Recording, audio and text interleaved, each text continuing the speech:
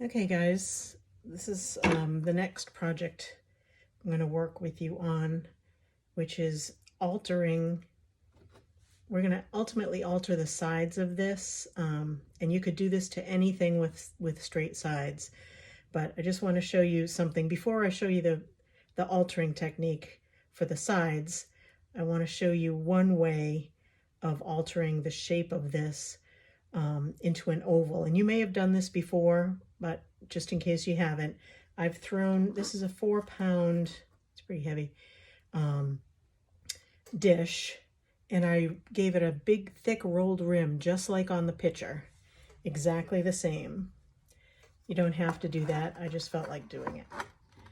And right now it's a circle. I've just thrown it, and I'm going to cut a leaf shape like that out of the bottom, pull it out, and then squish it together to make this into an oval, rather than just throwing the sides and squishing it and adding a slab bottom. So I'm going to take a knife. Well, let's see, maybe I'll wire it off first. I'm going to pass the wire through once,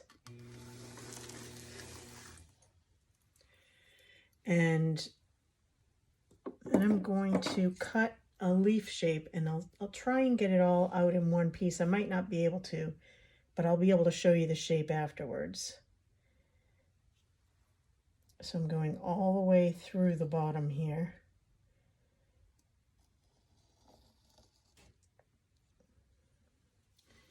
Almost like an eye.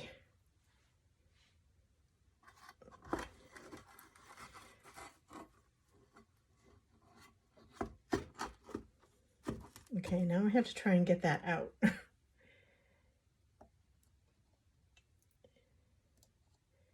Sometimes the knife won't do it. Let's see, what else do I have? Let's try this.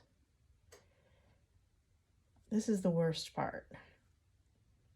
But you will be able to clean it up, so don't freak out.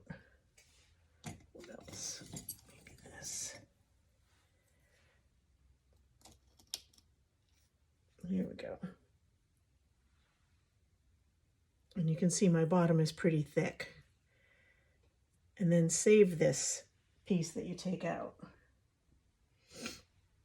And okay, now I'm just going to try and clean up that cut a little bit, and then I'll show it to you.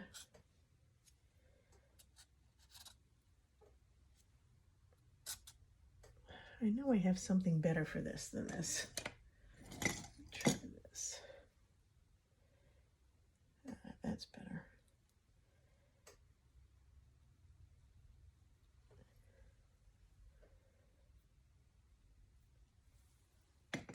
Okay, so now I have that eye taken out.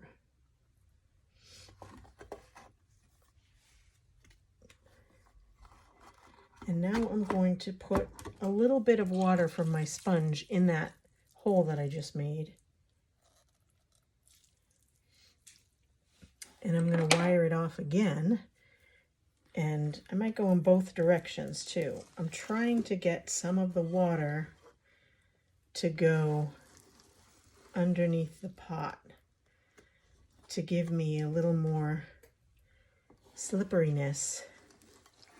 So I'm kind of wiring this in four directions just to smear that water all over the bottom. Okay. And now I'm going to dry my hands, and I'm going to just score in that thickness a little bit.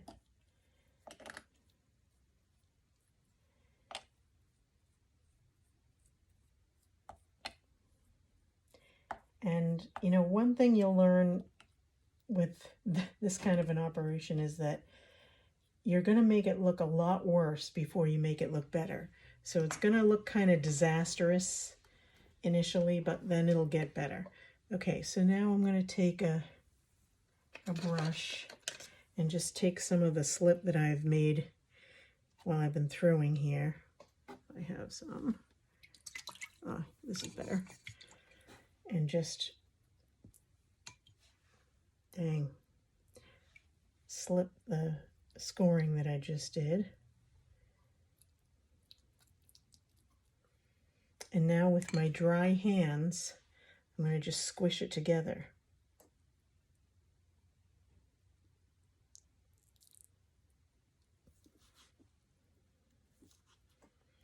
And it's important to do this right when you throw it, because especially since I made this big rim, I need that to stay flexible. Okay, so now it's an oval, but you can see now I have this big scar down the middle of it, but I can work on that. So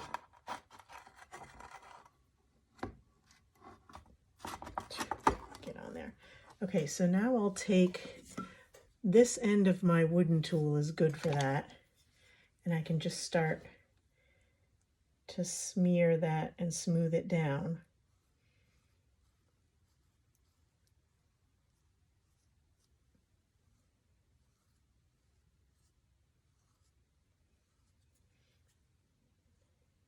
And I will just play with this until I'm satisfied with how it looks.